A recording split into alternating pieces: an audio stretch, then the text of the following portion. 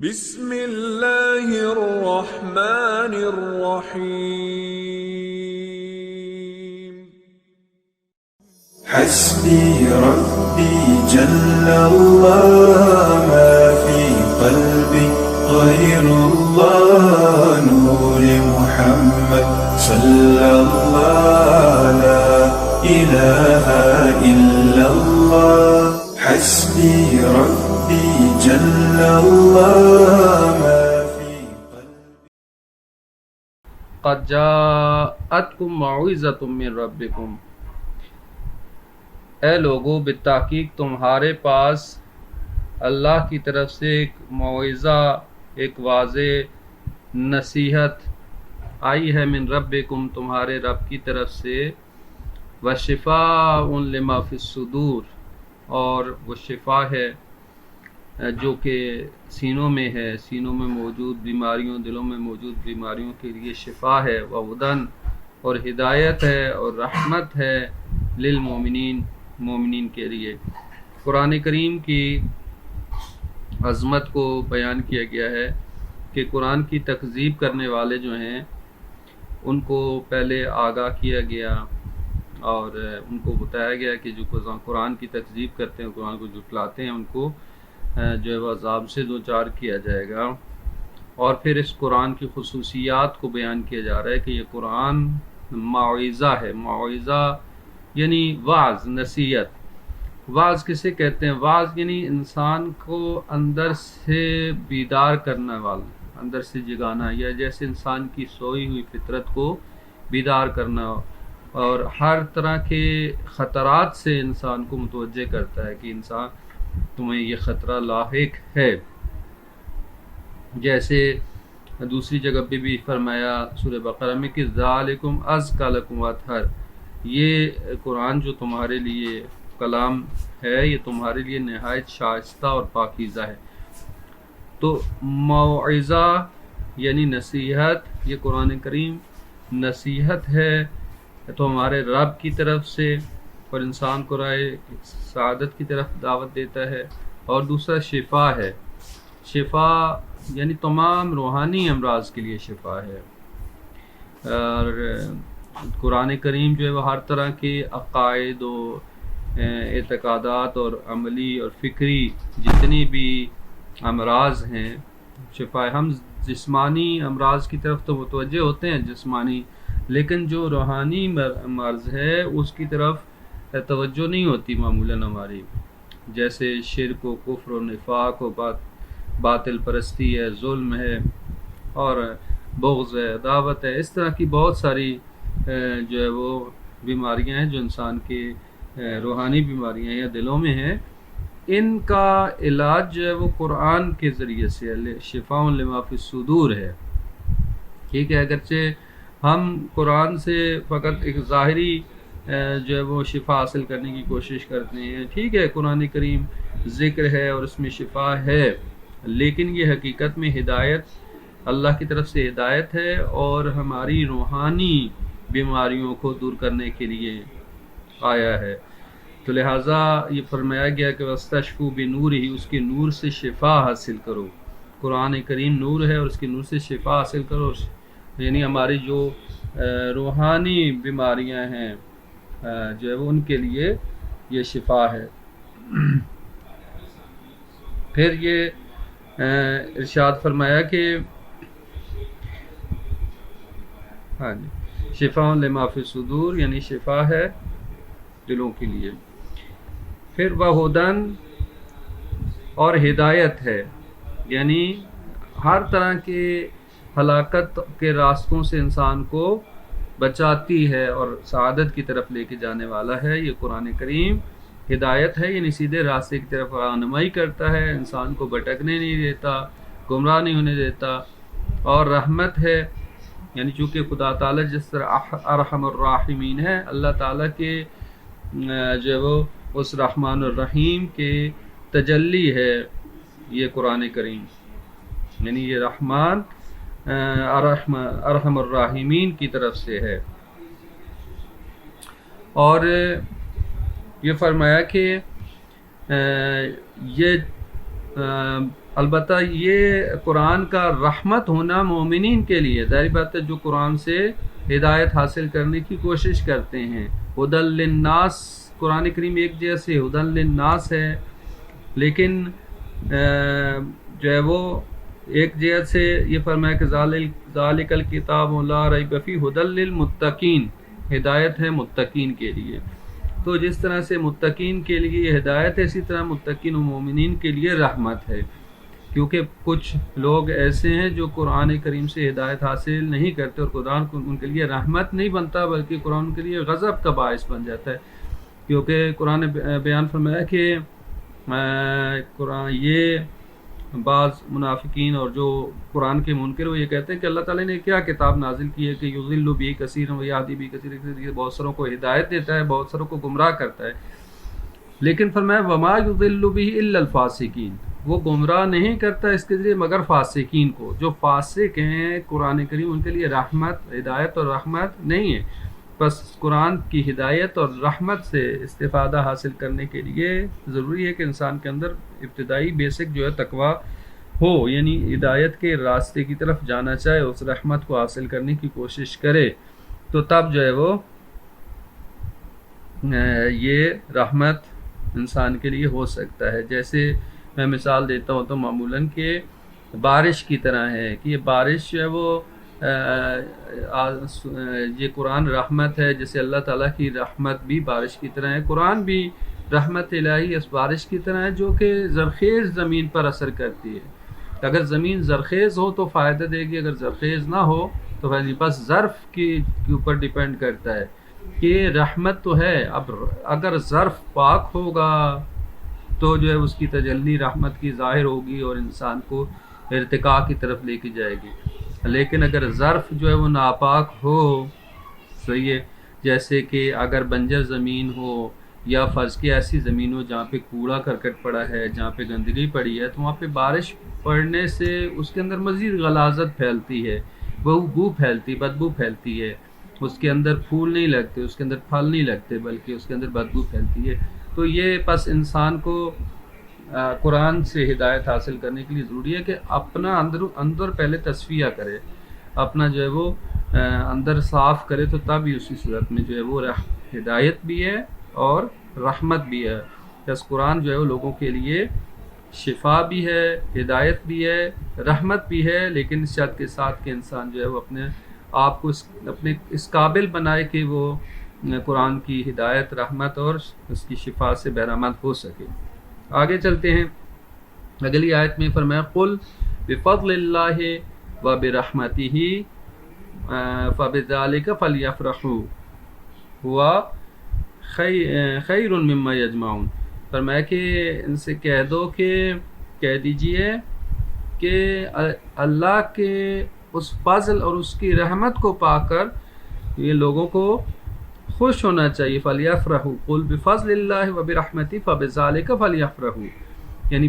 اللہ کی رحمت اور اللہ کے فضل اور اس کی رحمت جو ہے اس کی بنیاد پر لوگوں کو خوش ہونا چاہیے۔ وہ خیر مما یجمعون، اور یہ اللہ کا فضل اور اس کی رحمت جو ہے وہ بہترین ہے اس سے جو وہ جمع کرتے ہیں، یعنی مال و متاع یا دنیا کا جو سرمایہ جسے وہ جمع کرتے ہیں، اللہ کا فضل اور اللہ کی رحمت اس سے بہتر ہے۔ پہلے قرآن کریم کا تذکرہ ہوا، قرآن کی فضیلت بیان کی کہ قرآن شفا بھی ہے، ہدایت بھی ہے، رحمت بھی ہے، اور اس کے بعد فرمایا کہ قرآن جو ہے نا کہ اسی کے ذریعے سے جو ہے وہ اللہ تعالیٰ کا فضل و کرم انسان حاصل کر سکتا ہے، اور اللہ تعالیٰ اپنے بندوں کو نوازتا ہے، اور فیضان رحمت کا وسیلہ جو ہے وہ اس قرآن کو وہ فیضان رحمت کا وسیلہ بنایا ہے۔ اور اسی طرح سے یہ فرمایا کہ اللہ کی رحمت، اللہ کا فضل اور اس کی رحمت کو پا کر انسان کو خوش ہونا چاہیے، یہ ایک مائع خوشحالی ہے، یعنی ایک طرف سے دنیا کی مال و دولت ہے، ایک طرف سے اللہ کا فضل و رحمت ہے، ٹھیک ہے۔ اگر تو انسان جیسے دنیا کے معاملے میں بارہا تاکید کی جا چکی کہ قرآن یا اسلام جو ہے دنیا کا مخالف نہیں ہے، ٹھیک ہے، دنیا کو فرمایا کہ مزرعۃ الآخرہ بھی ہے، دنیا کو جو ہے وہ مال کی دنیا کو خیر بھی کہا گیا ہے، لیکن بعنوان وسیلہ ہو، اس وسیلہ کے طور پر ہو تو ٹھیک ہے، اگر یہ دنیا سے محبت ہو یا حب دنیا کی صورت میں ہو تو اس کی مذمت ہے، یعنی حب دنیا کی در واقع مذمت ہے۔ جہاں پہ جو خیر مما یجمعون جمع کرنا در حقیقت مال دنیا کو جمع کرنے کی حب ہے، وہ چاہت ہے کہ وہ انفاق نہیں، جو جس کے اندر جو یہ حب دنیا آ جاتی ہے وہ اپنے مال کو پھر جمع کرتا رہتا ہے، اور اس میں جو ہے وہ انفاق نہیں کرتا، اپنے جو اس کے اوپر جو وظائف ہیں، جو ذمہ داریاں اس کو ادا نہیں کرتا مال کے اعتبار سے، اور وہ بس جمع کرنے کے پیچھے لگ جاتا ہے۔ تو اس اعتبار سے یہاں پہ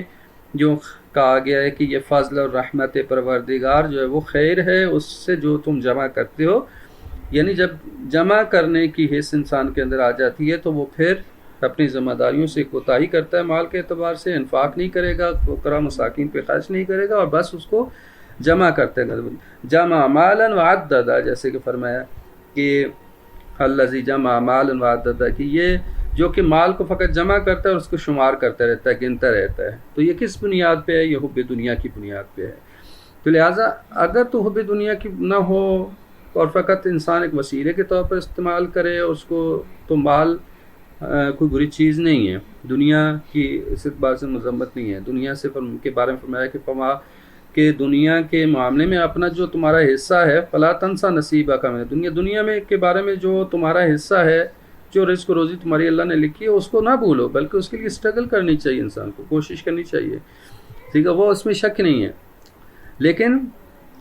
فضل اور رحمت پروردگار، اگر جب دنیا اور آخرت کا مقابلہ آ جائے، یعنی ایک طرف حب دنیا اور ایک طرف اللہ کی فضل اور رحمت ہے، تو فضل اور رحمت پروردگار خیرون، بہت بہتر ہے اس سے جو وہ جمع کرتے ہیں، ٹھیک ہے۔ تو یہ فضل اور رحمت پروردگار بہتر ہے اس سے جو جمع کرتے ہیں۔ بعض نے یہ کہا کہ یہاں پہ فضل سے مراد قرآن ہے اور رحمت سے مراد حضرت محمد مصطفیٰ ہے، جیسے کہ ایک روایت ہے حضرت ابن عباس سے کہ فرمایا کہ فضل سے مراد فضل قرآن ہے اور رحمت سے مراد حضرت محمد مصطفیٰ ہیں، کہ یا اسی طرح بفضل اللہ سے مراد رسول اکرم صلی اللہ علیہ وآلہ وسلم۔ ایک اور روایت میں ہے کہ فضل سے مراد حضرت رسول خدا ہیں اور رحمت سے مراد حضرت علی علیہ السلام، مولا علی علیہ السلام ہے۔ بل یہ مصادیق ہیں جو روایات کے اندر نقل ہوئے ہیں اور تطبیق دی گئی ہے، لیکن کلی طور پر یہی کہ اللہ تعالیٰ فرما رہے کہ اللہ کی فضل اور اللہ کی رحمت جو ہے حقیقت میں یہ معیار ہے انسان کی خوشحالی کا اور انسان کی سعادت کا۔ دنیا کا مال یا مال دنیا یہ معیار نہیں ہے خوشحالی کا، یعنی اگر کوئی سمجھتا ہے کہ میں اپنے خوش ہونا چاہتا ہے تو خوشی اس وقت ہے جب تمہیں اللہ کا فضل اور اس کی رحمت حاصل ہو جائے، ٹھیک ہے۔ بفضل اللہ و برحمتہ فبذلک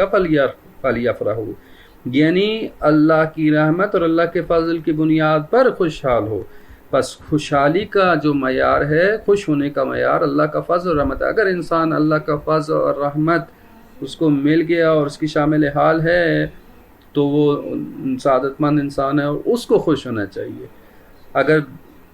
اگر اس کو دنیا مل گئی یا دنیا کا مقام مل گیا لیکن اللہ تعالیٰ کے فضل اور رحمت سے محروم ہے اور فقط وہ حب دنیا آ گئی اور دنیا کے پیچھے لگ گئے اور سب کچھ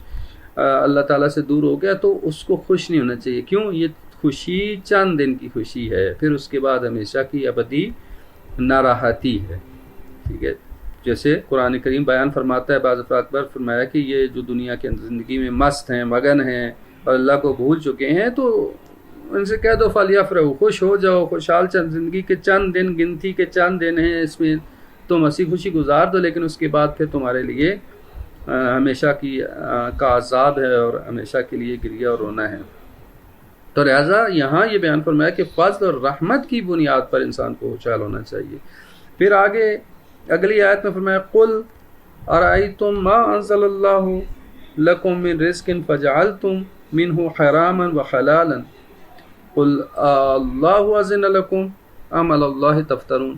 فرمایا کہ ان سے کہہ دیجئے کہ ارأیتم، تمہارا کیا خیال ہے، یا تم مجھے بتاؤ کہ ما انزل اللہ لکم من رزق، کہ جو رزق اللہ نے تمہارے لیے نازل کیا ہے اس میں سے تم اپنے طور پر خود ہی فجعلتم منہ حراما وحلالا، خود ہی اپنی طرف سے کچھ چیزوں کو حلال قرار دیتے ہو، کچھ کو حرام قرار دیتے ہو، حرام قرار دیتے ہو۔ قل اللہ اذن لکم، کیا کہہ دیجئے کیا اللہ نے تمہیں اس کی اجازت دی ہے، یہ اتھارٹی تمہیں دی ہے کہ اپنی طرف سے کچھ چیزوں کو حلال قرار دو، کچھ کو حرام قرار دو؟ ام علی اللہ تفترون، یا تم اللہ پر افترا باندھتے ہو۔ یعنی یہاں یہ بیان فرمایا کہ چونکہ مشرکین جو تھے، بت پرست مشرکین، یہ اپنی طرف سے کچھ چیزوں کو، کچھ جانوروں کو از خود اپنی طرف سے حرام قرار دیتے تھے، کچھ کو حلال قرار دیتے تھے۔ یعنی اللہ تعالیٰ کی قانون سازی کے مقابلے میں اپنی قانون قرار دینا، یعنی اللہ تعالیٰ نے جو قانون قرار دیا کہ قانون کا حق اللہ کو ہے، دستور کا حق اللہ کو ہے، فرمان کا، یعنی چونکہ اس کائنات کا خالق اور مالک و مدبر اور رب وہی ہے، تو لہٰذا دستور حیات، اس زندگی کا جو دستور ہے، قانون ہے، وہ اسی کے ہاتھ میں ہے، تو اسی نے ہمیں دینا ہے کون سی چیز حلال ہے، کون سی حرام ہے۔ خود سے از خود کوئی چیز انسان اپنے اوپر نہ حلال کر سکتا ہے نہ حرام کر سکتا ہے۔ مشرکین کیا کرتے تھے؟ کچھ جانوروں کو خود اپنے اوپر کچھ حرام قرار دیتے تھے، کچھ کو حلال قرار دیتے تھے، یعنی اپنی طرف سے قانون سازی، اللہ کی قانون سازی میں مداخلت۔ ٹھیک ہے، تو جو ہے وہ اللہ تعالیٰ یہ فرما رہا ہے کہ کیا اللہ نے جو تمہیں رزق دیا ہے، تم اپنی مرضی سے جس چیز کو چاہو حلال کرو، جس کو حرام کرو، کیا تمہیں اختیار ہے؟ آذن لکم، کیا اللہ نے تمہیں اختیار دیا ہے، کیا تمہیں اجازت دی ہے کہ تم یہ ایسا کام کرو؟ قطعاً ایسا نہیں ہے۔ ام علی اللہ تفترون، یا تم اللہ پر افترا باندھتے ہو، ٹھیک ہے، جھوٹا بہتان باندھتے ہو۔ تو پس قانون سازی کا حق فقط اور فقط خدا تعالیٰ کو ہے، اسی کا قانون، وہ شریعت خدا کی طرف سے ہے، کہ مقام تشریع میں خدا تعالیٰ جو ہے وہ انسان کے لیے شریعت مقرر کرتا ہے، یہ شریعت اسلام جو ہے حلال و حرام اسی کی طرف سے ہے۔ انسان کو حق حاصل نہیں ہے کہ اپنی طرف سے کسی چیز کو حرام قرار دے یا حلال قرار دے، اور جو حلال و حرام اپنی طرف سے قرار دے گا تو وہ قانون الہی میں مداخلت کرے گا، اور یہ اللہ تعالیٰ کو ناپسند ہے۔ بعض دفعہ ہم بہت ساری ایسی چیزیں ہوتی ہیں جن کو جو مثلا شریعت میں ممکن ہے جائز زیادہ، ہم اس کو واجب حرام کی حد تک لے جاتے ہیں یا واجب کی حد تک لے جاتے ہیں، اور بعض چیزیں ممکن ہے شریعت میں حرام ہو، ہم اس کو حلال کر دیتے ہیں۔ اور یعنی یہ حقیقت میں جو کیا ہے، یعنی حقیقت میں خدا تعالیٰ کے جو قانون ہے، اس قانون کے مقابلے میں انسان آ جاتا ہے، یعنی اس کی قانون کی مداخلت کی جا رہی ہے۔ صحیح ہے، تو یہ درست نہیں ہے، اور لہٰذا جو ہے وہ فرمایا جا رہا ہے کہ اس طرح سے تمہیں حق حاصل نہیں ہے، یعنی کہ ذاتی رائے کی بنیاد پر کسی چیز کو حلال قرار دو یا حرام قرار دے دو، یہ درست نہیں ہے۔ بہت سارے ہمارے ایسی معاشرے کے اندر ایسی چیزیں ہیں، بس ایسے کام ہیں کہ جو ہم بعض چیزوں کو بالکل ایک سطحی حد تک ہیں، بالکل جن کی کوئی خاص اہمیت بھی نہیں ہے، یا جو ہے مستحب کی حد تک بھی نہیں ہے، ان کو ہم اس حد تک کو لے کے آتے ہیں واجب۔ مثال کے طور پر بہت ساری ایسی چیزیں جو کہ مثلا ہماری آباء و اجداد سے چلی آئی ہیں، ریت روایتیں اور اسی طرح رسم و رواج وغیرہ، تو ان کو ہم واجب کی حد تک لے جاتے ہیں، ٹھیک ہے۔ اور جو چیزیں، بہت ساری ایسی چیزیں ہیں جو کہ حرام ہیں، اس کو جو ہے مثال کے طور پر پردہ ہے، حجاب ہے، ٹھیک ہے، بہت ساری ایسی چیزیں ہیں، دوسروں کے حقوق کو ادا کرنا ہے، تو اس کو جو ہے وہ جو واجب ہیں اس کو ہم، یا جو چیز حرام ہے اس کو حلال سمجھتے ہیں۔ تو یعنی یہ حلال و حرام میں الہی کی رعایت نہ کرنا، اور حرام کو حلال قرار دینا اور حرام کو حلال قرار دینا، یہ اللہ تعالیٰ کے قانون میں مداخلت ہے، اور یہ اللہ تعالیٰ کو ناپسند ہے، جیسے کہ یہاں پہ بیان فرمایا کہ اللہ تعالیٰ پر ایک طرح سے افترا باندھنے کے مترادف ہو جائے گا۔ پھر آگے فرمایا وَمَا ظَنُّ الَّذِينَ يَفْتَرُونَ عَلَى اللَّهِ الْكَذِبَ يَوْمَ الْقِيَامَةِ، اور وہ لوگ فرمایا کہ جو لوگ اللہ پر جھوٹا بہتان باندھتے ہیں، جھوٹ باندھتے ہیں ان کا کیا خیال ہے، ان کا کیا گمان ہے قیامت کے دن کے بارے میں، یوم القیامہ، قیامت کے دن میں، ما ظن الذین یفترون علی اللہ الکذب، یوم القیامت کے بارے میں ان کا کیا گمان ہے؟ ان اللہ لذو فضل علی الناس، بے شک اللہ جو ہے وہ لوگوں پر فضل کرنے والا ہے، لیکن ان میں سے اکثر لا یشکرون، شکر نہیں کرتے۔ اللہ تعالیٰ کا فضل تو بڑا ہے، اللہ فضل و کرم کرنے والا ہے، لیکن اس کے باوجود لوگ ناشکرے ہیں، اس پر افتراء باندھتے ہیں۔ تو اس افتراء کا، اس بہتان کا لازمی، یعنی افتراء کیا ہے؟ یعنی ایسی چیز کہ جو اللہ تعالیٰ نے نہیں فرمائی اس کی طرف نسبت دے دینا۔ بعض دفعہ انسان قول کے ذریعے سے نسبت دیتا ہے، عمل کے ذریعے سے، جیسے گزشتہ آیت میں فرمایا کہ جو چیز اللہ نے حلال قرار دی ہے اس کو تم حرام قرار دے دو، یا جو حرام قرار دی ہے اس کو حلال قرار دے، یعنی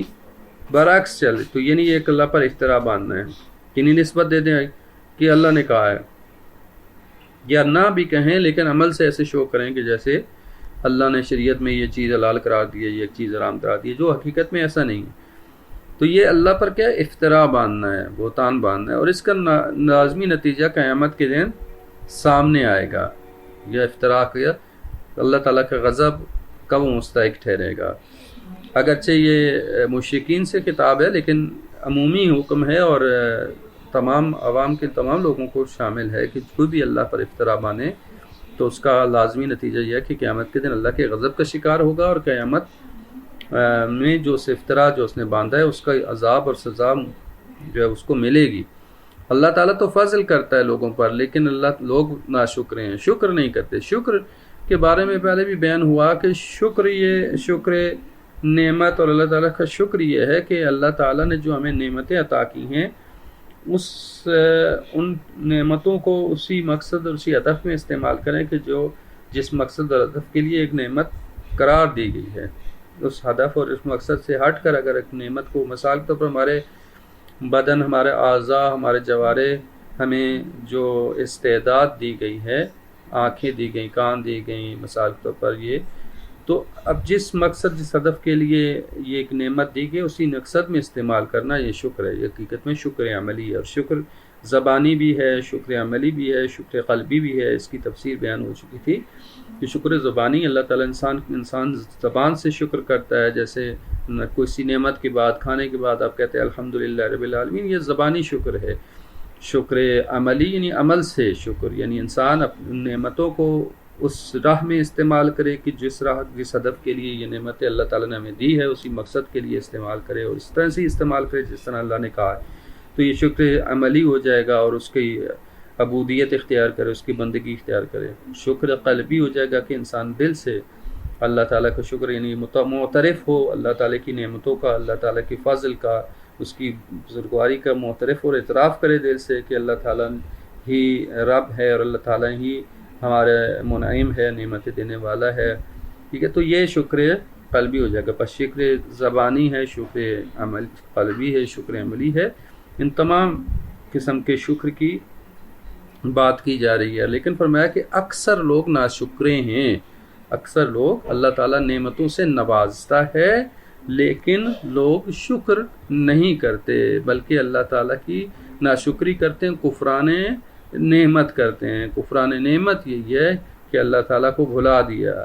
اللہ تعالیٰ کی مرضی کے خلاف عمل کرتے ہیں۔ اللہ تعالیٰ نے اس کو نعمت دی ہے تاکہ وہ پروان چڑھے، لیکن اس نعمت سے غلط استفادہ کرتے ہیں، کہ جس کی وجہ سے یہ کیا ہو جائے گا، ناشکری ہو جائے گی۔ پھر اگلی آیت میں آ جائیں، آیت نمبر 61، فرمایا وَمَا تَكُونُوا فِي شَأْنٍ وَمَا تَتْلُو مِنْهُ مِنْ قُرْآنٍ وَلَا تَعْمَلُونَ مِنْ عَمَلٍ إِلَّا كُنَّا عَلَيْكُمْ شُهُودًا إِذْ تُفِيضُونَ فِيهِ۔ فرمایا کہ اے نبی، آپ جس حال میں بھی ہوتے ہیں، ما تکونوا فی شأن، جس حال میں بھی ہوتے ہیں، وما تتلو منہ من قرآن، اور آپ قرآن میں سے اللہ کی طرف سے جو بھی تلاوت کر رہے ہوتے ہیں، تو تم لوگ جو بھی عمل کرتے ہو، ولا تعملون من عمل، اور تم لوگ جو بھی عمل کرتے ہو، الا کنا علیکم شہودا، مگر جو بھی تم عمل کرتے ہو اور اس دوران میں مصروفیت پر تم پر ہم ناظر موجود ہیں، اس علیکم شہودن، اس پر اس وقت تم اے نبی جس حال میں آپ ہوتے ہیں، جب بھی آپ قرآن کی تلاوت کر رہے ہوتے ہیں، یا جو تم لوگ سب جو بھی عمل کرتے ہو، تو اس دوران علیکم شہودن، تمہاری اوپر شہود ہوتے ہیں، تمہاری اوپر گواہ ہوتے ہیں، از تفیدون، اس وقت کے تم فی ہو کہ جب تم اس عمل میں مصروف ہوتے ہو، مشغول ہوتے ہو، تو تمہارے اوپر گواہ ہوتے ہیں، گواہ مقرر کیے ہوتے ہیں اللہ تعالیٰ نے۔ وما یعزب عن ربک من مثقال ذرۃ فی الارض ولا فی السماء، اور زمین اور آسمان کی ذرہ برابر بھی کوئی چیز، اور اس سے چھوٹی، ولا اصغر من ذالک، اور نہ ہی اس سے چھوٹی، ولا اکبر، اور نہ ہی اس سے بڑی کوئی چیز نہیں ہے، الا فی کتاب مبین، مگر اللہ تعالیٰ کی واضح اور روشن کتاب میں درج ہے، یعنی اس سے غائب نہیں ہے، اللہ تعالیٰ سے ما یعزب عن ربک، یعنی تمہارے پروردگار سے پوشیدہ نہیں ہے، ذرہ برابر بھی نہ زمین ہے نہ آسمان میں ذرہ برابر بھی کوئی چیز، اور چھوٹی ہو یا بڑی ہو وہ پوشیدہ نہیں ہے بلکہ کتاب مبین میں درج ہے۔ یہاں اللہ تعالیٰ انسان کو متوجہ کر رہا ہے، جھٹلانے والوں، منکرین کو، مکذبین کو، فاسقین کو انتہائی جامع الفاظ میں متوجہ کر رہا ہے کہ، اور ایک طرف سے رسول خدا کو اطمینان دے رہا ہے کہ رسول، اگر یہ آپ قرآن پاک کی تلاوت کرتے ہیں اور آپ کو جھٹلاتے ہیں یہ، یا قرآن کی توجہ نہیں کرتے بلکہ قرآن آپ پڑھتے ہیں اور یہ مذاق اڑاتے ہیں، آپ کو جھٹلا دیتے ہیں، کبھی ساحر کہتے ہیں، کبھی مجنون کہتے ہیں، ٹھیک ہے، تو ایک طرف سے رسول خدا کو اطمینان دیا جا رہا ہے کہ اے رسول، آپ کو ہم دیکھ رہے ہیں، آپ کے عمل کو ہم دیکھ رہے ہیں، ہماری طرف سے شاہد موجود ہیں، ناظر موجود ہیں جو آپ کے عمل کا مشاہدہ کر رہے ہیں، اور یہ جو عمل کی آپ کی مخالفت کرنے والے افراد ہیں، جو چٹلانے والے ہیں، مذاق اڑانے والے ہیں، ان کے عمل کو بھی دیکھ رہے ہیں۔ ایک جیسے آیت جو ہے وہ اس اعتبار سے ہے کہ اس ماحول میں ہے، لیکن ایک آیت کا عمومی مفہوم بھی یہی ہے کہ انسان کوئی بھی عمل انجام دیتا ہے تو اللہ تعالیٰ کی طرف سے شاہد موجود ہیں، گواہ موجود ہیں، اور کوئی بھی عمل جو ہے وہ اللہ تعالیٰ کے محضر سے خالی نہیں ہے کہ فَمَن يَعْمَلْ مِثْقَالَ، جی دیکھیں، مشرک تو وہ ہے نا جو اللہ تعالیٰ کے ساتھ شریک ٹھہراتا ہے، فاسق وہ ہے جو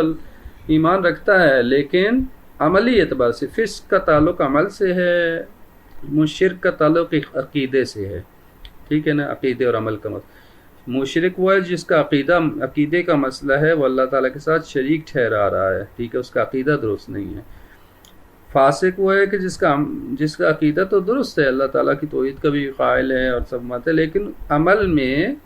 جو ہے وہ اس کے کھوٹ موجود ہے، نافرمانی موجود ہے، کوتاہی موجود ہے، عصیان موجود ہے، اور اللہ تعالیٰ کی حدود سے تجاوز کرنا۔ فسق کا مطلب یہی ہوتا ہے کہ فاسق ہوتا ہے جو اللہ تعالیٰ کی حدود سے تجاوز کرے، ٹھیک ہے، ایمان رکھتا ہے لیکن اس کی ایمان اس کا ناقص ہے، اور ٹھیک ہے، عملی اعتبار سے جو ہے وہ اس کے اندر کھوٹ موجود ہے، اس کو کہتے ہیں فاسق۔ اچھا، تو یہاں یہ بیان فرمایا کہ اللہ تعالیٰ کی طرف سے شاہد اور گواہ موجود ہے، جیسے فرمایا فَمَن يَعْمَلْ مِثْقَالَ ذَرَّةٍ خَيْرًا يَرَهُ، جو بھی ذرا برابر بھی عمل انجام دے تو آخرت میں اس کو دیکھے گا، وَمَن يَعْمَلْ مِثْقَالَ ذَرَّةٍ شَرًّا، جو اچھا عمل کرے تب بھی دیکھے گا، برا عمل کرے تب بھی دیکھے گا۔ اور یہاں پہ بھی فرمایا کہ اللہ تعالیٰ نے ذرا برابر بھی کوئی عمل ہے تو اس کے لیے اوپر بھی اللہ تعالیٰ ناظر ہے اور گواہ ہے، کہ پوشیدہ نہیں ہے۔ ایک تو یہ کہ اللہ کی طرف سے شہود مقرر کیے گئے ہیں، فرشتے ہیں، زمان و مکان ہیں، حتیٰ انسان کے اعضاء و جوارح، یہ سب جو ہے وہ شاہد ہیں اللہ کی طرف سے، چونکہ انسان کے خلاف یہ قیامت کے دن حتیٰ انسان کے اعضاء و جوارح گواہی دیں گے، زمان و مکان گواہی دے گا، فرشتے گواہی دیں گے، اتنے شہود موجود ہیں کہ انسان تصور ہی نہیں کر سکتا، اور جب تم مصروف عمل ہوتے تو یہ شہود، یہ گواہ موجود ہوتے ہیں۔ دوسری طرف سے یہ فرمایا کہ خدا کے لیے کوئی چیز پوشیدہ نہیں ہے، مخفی نہیں ہے، ٹھیک ہے، خدا کے لیے جب کوئی پوشیدہ نہیں تو خدا کو شاہد قرار دینے کی کیا ضرورت ہے؟ خدا شاہد اس لیے قرار دیتا ہے کہ حجت تمام ہو جائے، قیامت کے دن اگر کوئی کہے گا کہ میں نے یہ عمل نہیں کیا تو خدا تعالیٰ نے شہود کو پیش کرے گا، یہ تمہارے شاہد ہے، یہ گواہ ہیں جنہوں نے آپ کے عمل کو مشاہدہ کیا ہے، کہ خود عمل اس کے سامنے پیش کر دیا جائے گا. ٹھیک ہے، اگرچہ خدا خود بھی شاہد ہے لیکن پھر بھی شہود قرار دیتا ہے انسان کے لیے حجت تمام کرنے کے لیے. اللہ تعالیٰ سے تو ذرا برابر بھی چیز پوشیدہ نہیں ہے. فرمایا ما یعزب عن ربک، تیرے رب سے ذرا بھی پوشیدہ نہیں ہے کچھ بھی عمل. یعنی انسان چاہے وہ ایک ظاہری عمل ہو، چاہے پوشیدہ عمل ہے، چاہے حتیٰ انسان کی نیت ہے، انسان کا ارادہ ہے، وہ بھی پوشیدہ نہیں ہے. مثقال ذرہ، ایک مثال دی ہے کہ ذرا برابر بھی کوئی چیز زمین و آسمان میں چھوٹی ہو یا بڑی ہو پوشیدہ نہیں ہے، بلکہ وہ کتاب مبین موجود ہے. تو اللہ تعالیٰ حاضر و ناظر ہے، حی قیوم ہے، ہر چیز کو دیکھنے والا ہے، مشاہدہ کرنے والا ہے. اور لہٰذا ایک طرف سے یہ رسول خدا کو اطمینان دیا جا رہا ہے کہ خدا کے محضر میں ہیں آپ، اور خدا تعالیٰ کے حضور میں ہیں، اور خدا تعالیٰ آپ کی حامی و ناصر ہے. اور دوسری طرف سے مکذبین اور جھٹلانے والوں کو دھمکی دی جا رہی ہے. لیکن عمومی جو اس آیت کا مفہوم ہم سب سے مخاطب ہے اور ہم سب کو خطاب کر رہا ہے کہ عمل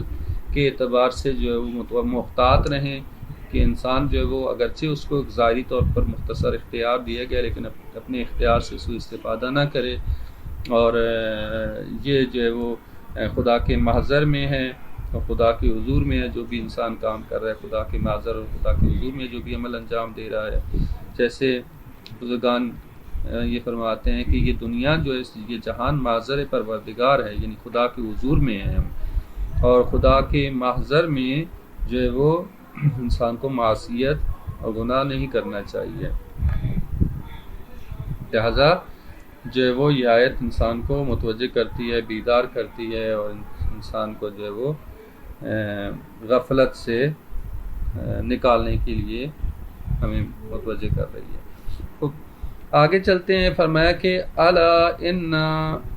اولیاء اللہ لا خوف علیہم ولا هم یحزنون، آگاہ ہو جاؤ کہ بے شک اولیاء اللہ جو ہیں، اللہ کے اولیاء، ان کے اوپر نہ کوئی خوف ہوگا اور نہ ہی وہ رنجیدہ ہوں گے، نہ غمگین ہوں گے. اولیاء اللہ کے اوپر کوئی خوف نہیں ہوگا اور نہ رنجیدہ ہوں گے. کون سے اولیاء اللہ ہیں؟ اب اگلی آیت میں ان اولیاء اللہ کی بات کی جا رہی ہے کہ وہ کون ہیں. الذین آمنوا، وہ لوگ جو ایمان لائے، وکانوا یتقون، اور وہ تقوی اختیار کرتے ہیں. یہ اولیاء اللہ ہیں کہ جو حقیقت واقعی معنوں میں ایمان بھی لے کے آئے ہیں اور اپنے ایمان کے اوپر عمل بھی کیا ہے اور تقوی اختیار کرتے تھے. کانوا یتقون، کانوا یتقون جو ہے نا، یہ کانا جب آ جاتا ہے نا، مثلا کانا یعملو، کانا یشربو، یہ کانا جب کسی فعل مضارع کے ساتھ آتا ہے نا تو اس ایک دوام اور تسلسل کو بتاتا ہے، یعنی ایک عمل جو کہ مسلسل انجام پایا ہو. کانوا یتقون یعنی وہ اپنی زندگی میں تقوی اختیار کرتے تھے. ایک دو دفعہ کا تقوی نہیں ہے، مسلسل. یعنی ان کی سیرت یہی تھی، ان کا پیشہ یہی تھا کہ اپنی پوری زندگی میں ان کی زندگی کا خلاصہ ہی تقوی، یعنی اپنی پوری زندگی میں تقوی اختیار کیا کرتے تھے. اپنی پوری زندگی میں وہ کیا کرتے تھے؟ تقوی اختیار کیا کرتے. کانوا یتقون، وہ تقوی اختیار کرتے تھے. لہم البشری فی الحیات الدنیا، انہی کے لیے دنیا کی زندگی میں خوشخبری ہے، وفی الآخرہ، اور آخرت میں بھی خوشخبری ہے. اور لا تبدیل لکلمات اللہ، اللہ تعالیٰ کے کلمات کو تبدیل کرنے والا کوئی نہیں. ذالک هو الفوز العظیم، اور یہی بڑی کامیابی ہے. بس ان تینوں آیات میں بیان فرمایا کہ اولیاء اللہ جو ہیں ان کے لیے خوف نہیں ہے اور نہ وہ غمگین ہوں گے، ان کے لیے آخرت میں کوئی مشکل نہیں ہوگی انشاءاللہ پریشانی. کیوں؟ اس لیے کہ وہ اولیاء اللہ وہ ہیں کہ جو ایمان لیں اور انہوں نے اپنے عمل کی ایمان کی بنیاد پر تقوی اختیار کیا، اور تقوی کی بنیاد پر عمل کرتے تھے. اور پھر انہی اولیاء اللہ اور انہی اہل ایمان اور تقوی والوں کے لیے دنیا میں بھی خوشخبری اور آخرت میں بھی خوشخبری ہے. دنیا اور آخرت کی سعادت ان کے لیے ہے، اور یہ اللہ تعالیٰ کا حتمی فیصلہ ہے، اور اللہ تعالیٰ کے فیصلوں کو وہ تبدیل نہیں کر سکتا. لا تبدیل لکلمات اللہ، یعنی اللہ تعالیٰ کے جو قانون ہے، جو فیصلے ہیں اللہ تعالیٰ کے، وہ حتمی ہوتے ہیں اور ان کو کوئی تبدیل نہیں کر سکتا. اور یہی بڑی کامیابی ہے. یعنی جس کو اللہ کی طرف سے بشارت مل جائے اور آخرت میں وہ کوئی غم نہ ہو اس کو، اور وہ غمگین نہ ہو اور اس کو خوف نہ ہو، تو یہ فوز عظیم ہے، یہ بڑی کامیابی ہے. یا دوسری جگہوں میں فرمایا فارحین بما آتاہم اللہ من فضل، اللہ تعالیٰ کے نے جو انہیں فضل دیا ہے وہ اس پر خوشحال ہوں گے. یہ اولیاء ایمان لانے والے اور تقوی اختیار کرنے والوں کے لیے ہے کہ ان کے لیے خوشخبری دے دی گئی ہے، رضائے پروردگار ان کو حاصل ہے، خدا کی خوشنودی ان کو حاصل ہے. تو یہ جو ہے وہ خوشخبری ہے مومنین کے لیے. اس کے ذیل میں کچھ روایات موجود ہیں جو کہ مومنین کو کے بارے میں ہیں، یا جو امام علی علیہ السلام کی شیعوں کے بارے میں ہیں، جیسے کہ امام جعفر صادق علیہ السلام کی روایت بیان کی گئی ہے کہ فرمایا کہ مومن کی روح جب سینے تک پہنچ جاتی ہے تو رسول خدا صلی اللہ علیہ وآلہ وسلم تو وہ دیکھتا ہے کہ رسول خدا آئے ہیں، اور آپ جو ہے وہ فرماتے ہیں کہ میں رسول ہوں، میں تجھے بشارت دیتا ہوں. پھر مولا علی کو دیکھتا ہے تو آپ فرمائیں گے کہ میں علی بن ابی طالب ہوں جس سے تو محبت کرتا تھا، آج میں تیرے کام آؤں گا. تو یہ دنیا میں ہی، جب دنیا میں یعنی ابھی دنیا میں ہی، آخرت میں نہیں گیا، اسی وقت سے اس کو جو ہے بشارت مل جاتی ہے. ٹھیک ہے، تو یہ اس چیز کو بیان فرمایا کہ دنیا میں بھی ان کے لیے بشارت ہے، آخرت میں نہیں. ابھی آخری وقت ہے اس کا، تو روح قبض ہونے سے پہلے ہی اس کو بشارت جو مل جاتی ہے. یا اسی طرح سے روایت ہے امام جعفر صادق علیہ السلام کے صحابی حضرت ابو بصیر جو ہے وہ راوی ہیں کہ ابو بصیر کہتے ہیں کہ میرا ایک ہمسایہ حکومت وقت کامی تھا اور اس کے پاس وافر دولت آ گئی. میں محفلیں جماتا تھا اور میں نوشی اور شراب کی محفلیں، اور جس سے بڑی مجھے اذیت ہوتی تھی. تو میں نے کئی بار خود اس سے شکایت کی لیکن وہ باز نہ آیا اور ان باتوں کا اثر نہ ہوا. اور ایک دن اس نے کہا، پتہ نہیں اس کے دل میں کیا خیال، اس نے کہا کہ میں اس گندگی میں مبتلا ہوں لیکن آپ اچھے ہیں، آپ سالم ہیں. اگر آپ اپنے صاحب یعنی اپنے مولا یعنی امام جعفر صادق علیہ السلام سے میرا تعارف کرائے تو ممکن ہے کہ آپ کے ذریعے سے اللہ مجھے بچا لے. اس بات کا کہتے ہیں حضرت ابو بصیر کہتے ہیں مجھ پر اثر ہوا. میں نے جا کر حج کے موقع پہ گیا اور امام سے جا کے اس امام کی خدمت میں اس شخص کا حال بیان کیا کہ اس طرح کا شخص ہے، یہ سالت میں ہے، گندگی میں ہے اور بے عملی میں ہے. تو آپ نے فرمایا کہ جب آپ واپس کوفہ جاؤ تو جب وہ تمہارے پاس آئے تو اس سے کہنا کہ جعفر ابن محمد کہتے ہیں جس چیز کا تو ارتکاب کر رہا ہے اگر تو اس کو ترک کر دے تو میں اللہ کے حضور میں تیری جنت کا ضامن ہوں. یعنی امام نے جب ابو بصیر واپس آئے کوفہ میں تو دوسرے افراد بھی ملنے کے لیے آئے، یہ بھی شخص ملنے کے لیے آیا. جب باقی اٹھ کے جانے لگے تو ابو بصیر نے کہا کہ آپ رک جائیں، مجھ سے آپ سے خصوصی کام ہے. تو اس شخص سے کہا کہ میں نے تمہارا سلام جو ہے امام تک پہنچایا ہے اور امام نے پیغام بھیجا ہے. تو امام نے فرمایا کہ جب تم واپس کوفہ جاؤ تو وہ تمہارے پاس آئے تو اسے کہنا کہ جعفر ابن محمد کہتے ہیں کہ جس چیز کا تم ارتکاب کر رہے اگر تو اسے ترک کر دے تو میں اللہ کے حضور میں تیری جنت کا ضامن بنوں گا. ٹھیک ہے، تو یہ جملے اس کے اوپر دل پر اثر کیے اور اس نے رونا شروع کر دیا، گریہ کیا اور کہا کہ واقعاً امام نے یہ فرمایا ہے. تو کہا کہ ابو بصیر نے قسم کھائی، کہا کہ ہاں واقعاً امام نے یہی فرمایا ہے. تو اس نے کہا بس یہی کافی ہے، یعنی جب امام نے ضمانت دے دی تو میرے لیے بس یہی کافی ہے. چلا گیا کچھ دنوں اور سب کچھ اس نے ترک کر دیا، چھوڑ دیا. کچھ دنوں کے بعد کسی شخص کے ذریعے سے اس نے ابو بصیر کو بلایا. ابو بصیر گیا تو وہ اپنے گھر کے اندر اپنے کمرے میں تھا اکیلا اور اس نے آواز دی کہ ابو بصیر اندر نہ آنا اور میرے بدن پہ کپڑے نہیں ہیں، میرے پاس جو کچھ تھا میں نے جو لوگوں کا لوٹا ہوا جو کچھ ادھر ادھر تھا سب کو میں نے ادھر دے دیا، جس کا حق جہاں تک سب کو دے دیا. اب میرے پاس اتنا کپڑے بھی نہیں ہیں اور لہٰذا جاؤ اور اپنے گھر سے میرے کو کپڑے لے کے آؤ. اس حالت میں پھر ابو بصیر نے ان کو کچھ آ کے کپڑے دیے، ان کے پاس کچھ بھی نہیں تھا گھر میں. تو پھر اس کے بعد جو ہے وہ ابو بصیر نے ان کی کچھ مدد کی بہت عبادت گزار بن گیا، توبہ کی، اس نے تائب ہو گیا، نادم ہوا، پشیمان ہوا، اور اس کے بعد جو ہے وہ بیمار پڑ گیا، علاج معالجہ کراتا رہا، یہاں تک کہ اس کی موت کا وقت آ گیا۔ جب موت کا وقت آیا تو ابو بصیر اس کے پاس گئے، اس پر غشی طاری تھی۔ جب ابو بصیر گئے، ان پر سلام کیا تو ہوش میں آیا، اور اس نے کہا کہ ابو بصیر، آپ کے صاحب نے، یعنی آپ کے مولا نے جو مجھ سے وعدہ کیا تھا وہ پورا کر دیا۔ پھر اس کے بعد روح پرواز کری، یعنی ابھی دنیا میں ہی تھا تو اس نے اپنا مقام دیکھ لیا آخرت میں، نہیں اس کو جو ہے وہ بشارت مل گئی۔ یعنی دنیا میں بھی بشارت ہے جیسے فرمایا کہ، اور آخرت میں بھی بشارت ہے ان لوگوں کے لیے، دنیا اور آخرت دونوں میں فرمایا کہ بشارت ہے کہ ابھی دنیا میں ہی ہوتے ہیں تو ان کو اپنا مقام آخرت جو ہے وہ نظر آ جاتا ہے اور ان کو بشارت مل جاتی ہے۔ یہ کس کے لیے ہے؟ ان لوگوں کے لیے ہے کہ جو ایمان لاتے ہیں اور تقوی اختیار کرتے ہیں، خدا اور رسول ائمہ معصومین علیہ السلام کے مطابق اپنی زندگی کو بسر کرنے کی کوشش کرتے ہیں، ان کے وعدوں کے اوپر عمل کرتے ہیں۔ پھر آگے چلیں، فرمایا آیت نمبر 65 میں، وَلَا يَحْزُنْكَ قَوْلُهُمْ، اے نبی ان کی باتیں آپ کو غمگین نہ کریں، ان مشرکین اور کافروں کی باتیں، جو جھٹلانے والے ہیں، ان کی باتیں آپ کو غمگین نہ کریں۔ ان العزت للہ جمیعا، بے شک عزت اور غلبہ اللہ ہی کے لیے سب کا سب، والسمیع العلیم، وہی سننے والا ہے اور وہی دانا ہے۔ تو لہٰذا اللہ تعالیٰ کی چونکہ غالب ہے اور وہی غالب ہے، عزت والا ہے، لہٰذا ان کی باتیں، ان کی چمگوئیاں، ان کی طرف سے جو مسخرہ کیا جاتا ہے، آپ کو جو سلایا جاتا ہے، یہ آپ کو کچھ نہیں بگاڑ سکتے، اس سے آپ غمگین نہ ہوں۔ ملال آپ کے نہیں، آپ اپنے پوری قوت کے ساتھ اور ہمت کے ساتھ اپنے جو مشن ہے اس کے اوپر گامزن رہیں، اور کہیں بھی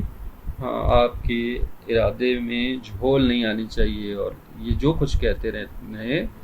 رسول خدا کو طعنے دیتے تھے، رسول خدا کی تکذیب کرتے تھے، طرح طرح کی باتیں کرتے تھے تاکہ رسول خدا جو اپنی مشن سے پیچھے ہٹ جائیں، رنجیدہ ہو جائیں، غمگین ہو جائیں، نا امید ہو جائیں، لیکن اللہ تعالیٰ جو ہے وہ ہمت بندھا رہا ہے کہ رسول ان کی باتوں سے آپ غمگین نہ رہیں، اپنے مشن پہ گامزن رہیں۔ اور آیت نمبر 66 میں فرمایا، الا ان للہ من فی السماوات و من فی الارض، آگاہ ہو جو بے شک اللہ ہی کے لیے ہے جو کچھ آسمانوں میں ہے اور جو کچھ زمین میں ہے۔ وما یتبع الذین یدعون من دون اللہ شرکاء، جو کچھ آسمان اور زمین میں ہے سب اللہ کی ملکیت ہے، اور جو لوگ اللہ کے سوا دوسروں کو شریک ٹھہراتے ہیں تو وہ کسی چیز کے پیچھے نہیں چلتے بلکہ صرف ظن کے پیچھے چلتے ہیں۔ یتبعون الا الظن وان هم الا یخرصون، اور فقط وہ اندازے سے کام لیتے ہیں، فقط گمان کے اوپر چلنے والے ہیں۔ تو لہذا یہاں یہ فرمایا کہ یہ گزشتہ آیت میں فرمایا کہ غمگین نہ ہوں ان کی باتوں سے، عزت اللہ کے ہاتھ میں ہے، اور اب یہاں پہ یہ فرمایا جا رہا ہے کہ وہی جو ہے وہ اللہ ہی کے لیے ہے، آسمان اور زمین کی سفر مروائی اللہ ہی تعالیٰ کے ہاتھ میں ہے، اور جو لوگ دوسروں کو شریک ٹھہراتے ہیں خدا کے سوا تو وہ فقط اپنے ظن اور گمان پر عمل کرتے ہیں، خدا تعالیٰ کے حضور میں جو ہے وہ ان کے ہاں ان کا کوئی مقام نہیں ہے اور ان کے پاس کوئی علم موجود نہیں ہے۔ لہٰذا جو ہے وہ آپ کہیں بھی غم میں مبتلا نہ اور اپنی ہمت سے کام کو آگے بڑھاتے رہیں۔ یہاں تک کافی ہے۔ اللہ تعالیٰ ہم سب کو قرآن کریم کو سمجھنے اور اس پر عمل پیرا ہونے کی توفیق عطا فرمائے، اور ہمیں جو ہے وہ قرآن کریم کے، قرآن اور اہل بیت علیہ السلام سے مانوس ہونے اور ان کے فرامین پر اور ان کے معارف کو سمجھ کر عمل پیرا ہونے کی توفیق عطا فرمائے۔